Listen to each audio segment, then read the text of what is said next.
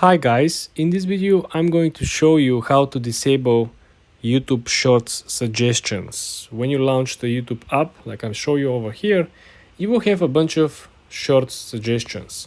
So for example, I don't want to be or get recommendations about something like this, right? You want to click on the three dots on the top and then you want to click not interested.